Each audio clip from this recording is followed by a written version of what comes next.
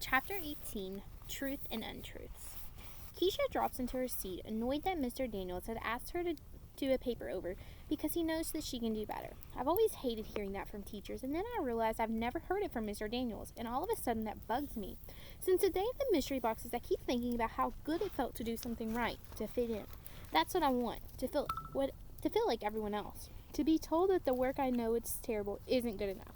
I want him to tell me that I can do better and to see it in his face that he really thinks so. And then I remember that it is the best I can do. I haven't written in class since I had the fake sling on my arm.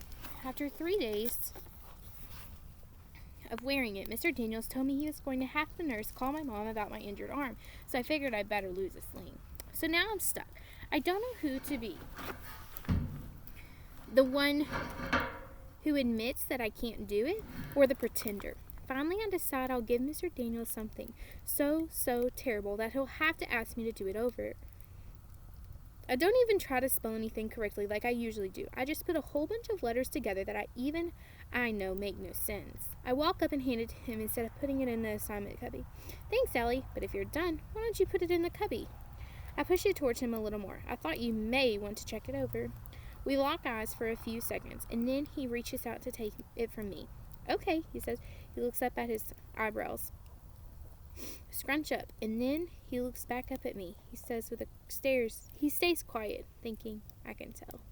I hear it in my head. Do better, Ellie. And I would. I would magically do better, and Mrs. Silver would carry a trophy for me so big she'd have to carry it on her back. Ellie? Huh? I said that you can just put it in the cubby then. And the pictures in my head pop like bubbles. I walk away without taking it back. As soon as we all sit down in the cafeteria, Keisha announces to Albert, Okay, this has been killing me all day long. What? I ask. Albert, so this Flint shirt that you wear every day, he interrupts. I do not, in fact, wear the same shirt every day. I have 5 identical ones. Keisha's eyes are wide. Seriously, Albert? You bought the same shirt 5 times? He doesn't seem to think it's a big deal. It's the one I liked. Well, anyway, Albert, Keisha says, I finally found out what the heck your shirt means. I googled Flint, and you know what I found? His eyes wide. It's a place in Michigan, a kind of rock. Something people use to light campfires, what arrowheads are made of, and a kind of sneaker.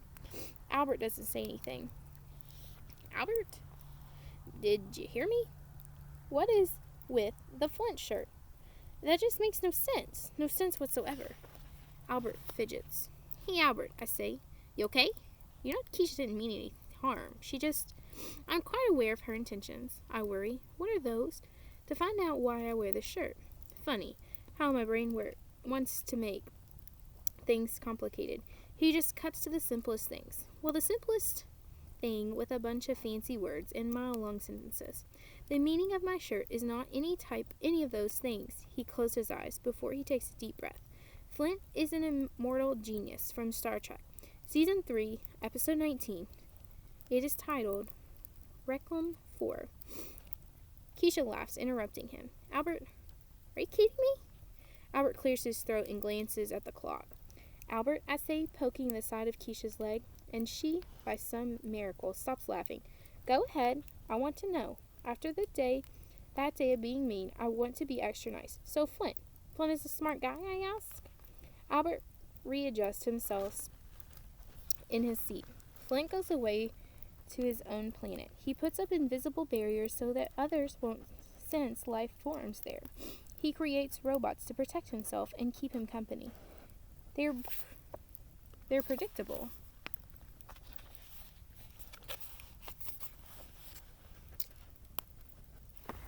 Sorry, I can't see anymore. Sounds super weird if you ask me, says Keisha. Why wouldn't he live on Earth with people?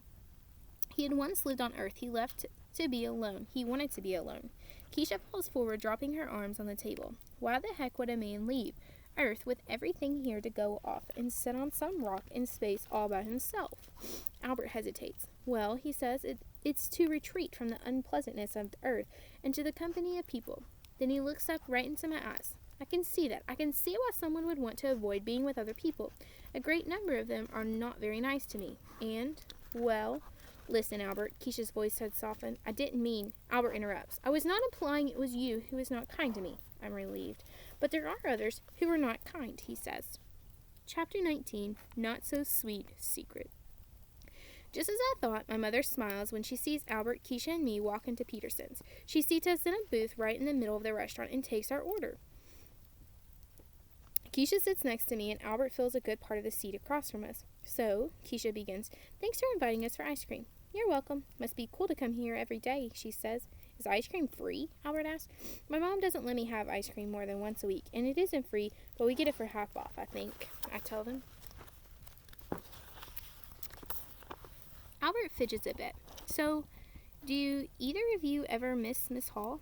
Our old teacher, Miss Hall? I'd say she was okay, but I like Mr. Daniels way more. He's nice. He is, Keisha says, goofy, but in a good way. Yeah, I say, I do not think he's a trusting person. Albert says, Mr. Daniels? I ask. Albert rubs his palm on the top of his jeans.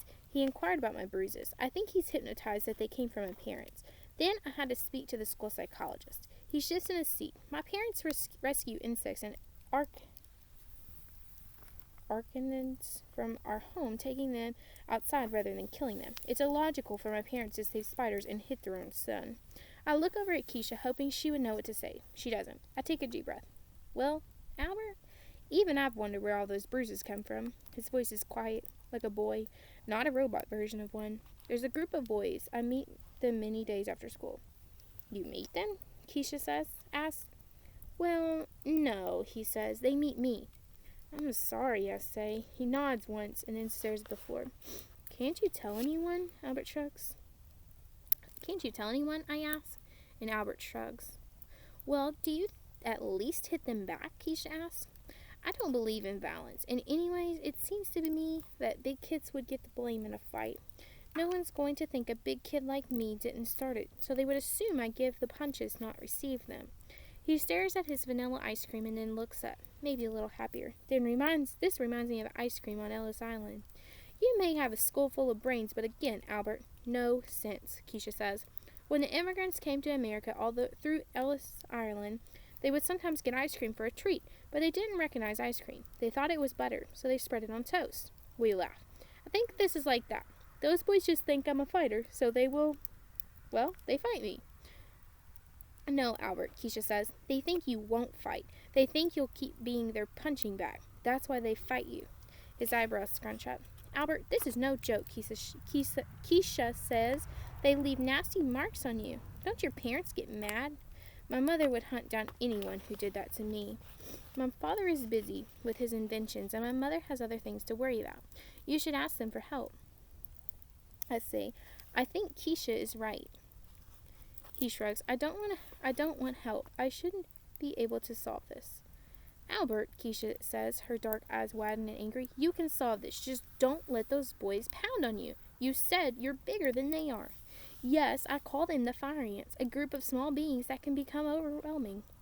I laugh, but I'm sad on the inside. No, seriously, Albert. Keisha is downright mad now. Teach them a lesson and hit them back.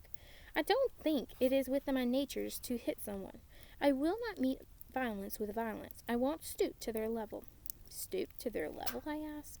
If I act like them, I'm no better, he says. Well, I say this is like you trying to give Jello a spine, Keisha says. Albert squints, which makes me wonder if he's actually mad.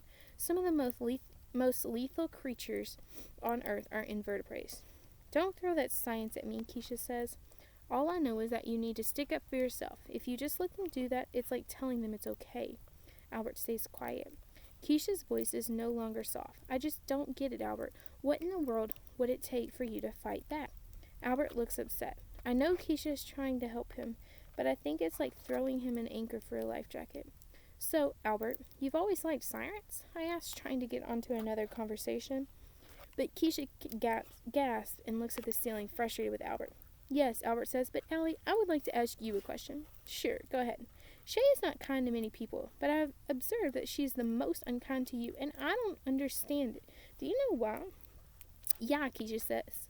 She really does seem to have it out for you. Yeah, well, oh, is there a story? Keisha says. I just love a good story.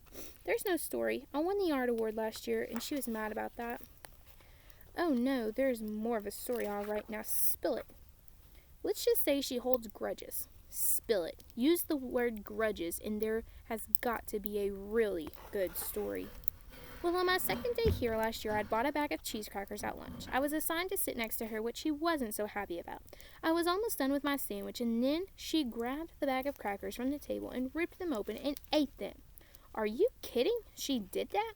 I nod. I really don't want to finish this story. She is unbelievable, Keisha says, shaking her head. Anyway, I kind of had this habit of doing things without thinking. Well, I pause. I used to do it even more than I do now. So when she took a piece of cake out of her lunchbox, I reached over, sunk my fingernails through the frosting, grabbed the hunk, and stuffed it in my mouth. Keisha hangs over the table laughing, while Albert looks like I stuck him with a pin. You did that? He asked wide-eyed. And then, I really don't want to tell them this. While I licked the frosting off of my finger, I asked her, so, how do you like that?